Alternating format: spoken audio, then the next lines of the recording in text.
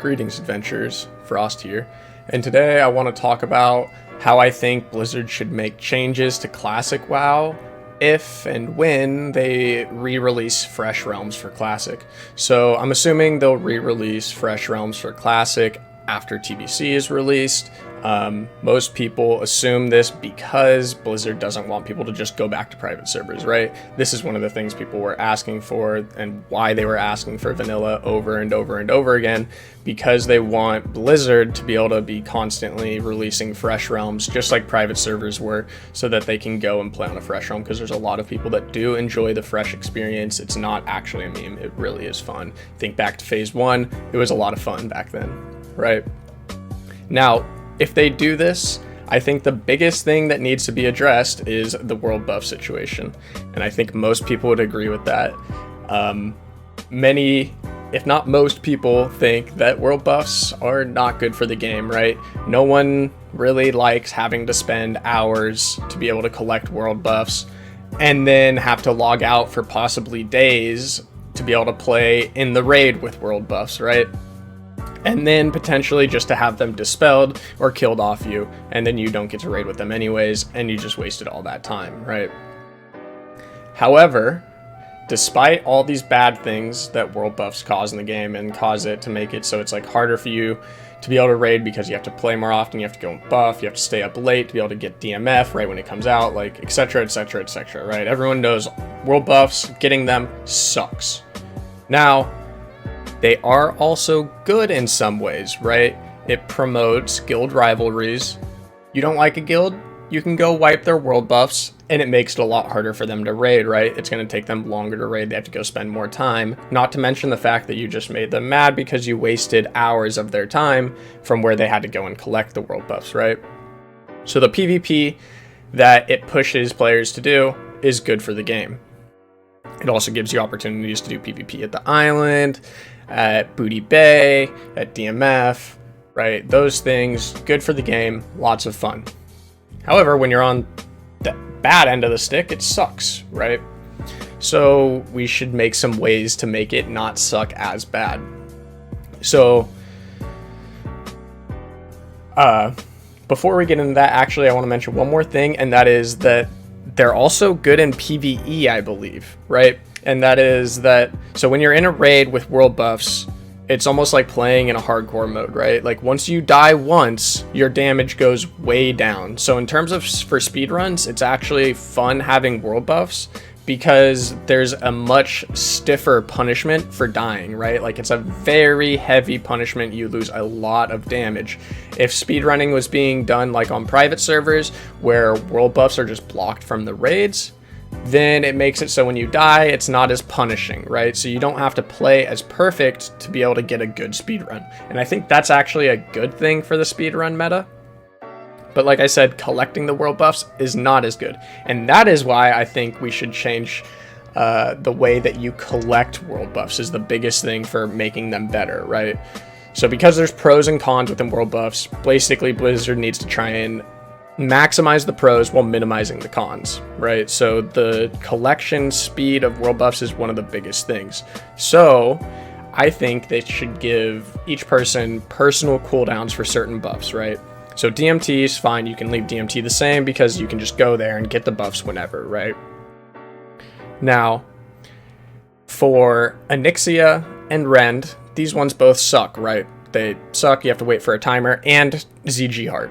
All three of those suck. You have to wait for someone to drop it to do a zone buff-wide thing. Now, I don't think they should remove the zone buff-wide things from completing the quest and turning in those things, but they should add a personal buff timer. So I think you should be able to go up to these NPCs, also Neff.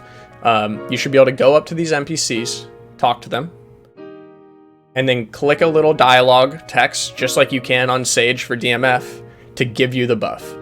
Now, when it gives you the buff, it should also give you a cooldown timer of, let's say, 24 hours would be a good one, right? So you can only go around and collect buffs this easy way once every 24 hours. So there's still a punishment if you get killed while collecting them like this, but the punishment is lower because you didn't have to go around and collect them on timers. Now, if you're raiding the next day and you just got killed with your timer ones, Well, you can still buff the normal way by people dropping in a Nixia head, dropping a Rend head, dropping a ZG heart. So now you get one chance essentially at buffing per 24 hours quickly. So you can just go to DMT, get DMT, go to ZG, get ZG. You don't have to wait for the heart to drop. Go back to Org, get Nef, go to Rend, or go to Thrall and get Rend.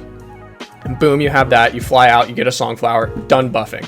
Right? You could literally do that in like 10, 15 minutes easily. Maybe even less if you have like portals and summons and all that set up properly to be able to do it like quickly, right? So that would make your first time buffing really short, and all you have to do is make sure you don't get dispelled and don't get killed during that time. You take a little extra 10 minutes to be able to make sure you're safe when you're doing it. Boom, you're good. You're able to go raid, right? Now, instead of it taking 3 hours, it only took you 15 minutes. That is a huge thing for the game, because now you can log out and log into another character. You don't have to sit there on your main waiting for Onyxia to drop, waiting for Rend to drop, just hovering on the enter screen so that you can make it in before the buff drops. Like 6-second Rend. Oh yeah, by the way, increase the amount of time it takes for Rend to drop so that you can actually log in after it gets dropped rather than having to be logged in prior. Really small change that would be a very huge quality of life boost. And then, as we mentioned before, another option, instead of doing the personal cooldowns, would be to do something like just remove them in raid environments like they did on private servers, so that you cannot raid with world buffs. Once you enter the raid, they get removed. That's another option. I also talked about how I think that removes some of the pros of world buffs, so I do think that the personal cooldown thing would be much cooler and a better system. But world buffs are not the only thing that I think should be changed within Classic WoW. So on to the next thing, and that is layering. I think layering can be good for the game. For the most part, it was bad because of the way it was implemented. But I think if they change it so that they only affect specific zones, right? So that it can be turned on or off depending on how many people are in the zone. Maybe even automatically, right? It would make it so you don't have the bad parts of layering, right? So, like, let's say, for example, there's like 5 to 10 people inside Winter Spring, right? That shouldn't proc a second layer to be made in Winter Spring, right? So 5 to 10 people, they don't need 2 Winter Springs to be able to farm. They only need 1. That's perfectly within the normal population. But if it's still at the launch, right, and people are still leveling, and there's 600 people in Elwyn Forest, 700 people in Elwyn Forest, give Elwyn Forest some layers. But that doesn't mean that Blasted Land needs layers, right? And then that goes on to the next thing. There's a few things that layers really fuck with. World buffs and world bosses, right? So don't layer world buffs. So don't layer major cities. No layers in Orgrimmar, no layers in Stormwind. And then you solve the problem of having to be on the proper layer to receive the buff, right? That sucks. No one liked that. Second thing. Oh, but if you make the changes to world buffs, then it doesn't matter as much, right? Just to mention that. But then second thing, multiple world bosses. We can't have 2 Kazakhs. We can't have 2 Azure Ghosts. We can't have 2 sets of Nightmare Dragons. So you have to make those zones unlayerable. Blasted Lands can never have layers. Ajara can never have layers, right? Feralis, Hinterlands, Duskwood, once they are in, right? So you can have layers in Duskwood on launch because there's no Nightmare Dragon. But then once phase 4 comes, no more layers, right? Easy, simple. Another zone I think should have no layers is raid zones. Blackrock Mountain, Dustwallow Marsh, Stranglethorn Vale, Silithus, Eastern Plaguelands, right? It shouldn't be so that if you want to kill your rival guild, they can layer over to be able to avoid PvP. They should have to fight you to get to the raid if you're trying to block the raid entrance. You shouldn't have to be layer hopping to be able to try and make sure you're on the correct layer to be able to kill them, right? That is not good for the health of the community part of the game and the PvP part of the game. Those are some of the most fun parts of the game. So limiting those via layers cannot happen. So that's another part where layering is really bad.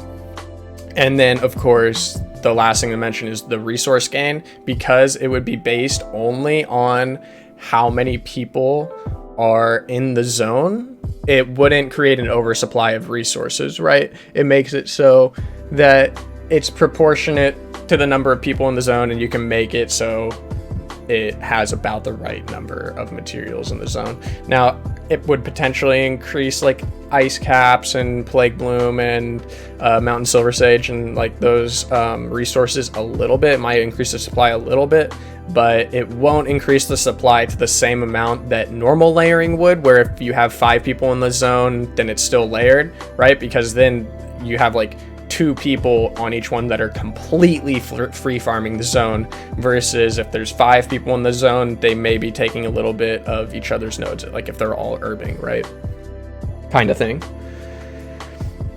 And then the next thing I want to touch on is no more free transfers. Free transfers were very, very, very bad for Classic. They were the #1 cause of servers having a terrible faction balance and the #1 cause of servers dying over just a period of a few weeks.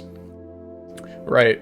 So I was on Stalag, they put in free transfers, mass exodus of the Alliance, later leads to the mass exodus of the Horde. The server has a very small population now that's completely Horde-sided. And we saw that happen to Scarum, saw it happen to Thalnos, saw it happen to Incendius. It happened over and over and over again. It happened to my guild personally twice. We had to move servers twice because both Stalag and Incendius had free transfers put in, led to terrible faction balances, and led to us having to flee the server so that we could have a decent faction balance on Earth Fury now. Right. So free transfers, don't do those anymore. Or if you are going to do them, they have to be extremely limited and extremely careful, because even releasing them for one day, Incendius saw a mass exodus of people, so they are extremely scary, and I do not like them at all. And lastly, a change to a 15-year-old god-awful ranking system. That system sucks. If we change that, I think it'll be very good for the game, right? I did it, ranked to 14, ranked to 10 again. It's not good. The system sucks. It's unhealthy. I even heard of people dying during their ranks, right? It's so bad for the community. By far the worst thing in the game is the ranking system. The rank should still take 3 months to 14, I think. But I think they should remove decay. If you need to take a break while you're ranking, you should be able to do it, because seeing people die in the community, seeing people sacrifice their health to be able to get pixels in a game is not good, and I don't think the company should be supporting that. So if they're re-releasing them, I really think they need to make a change to the ranking system.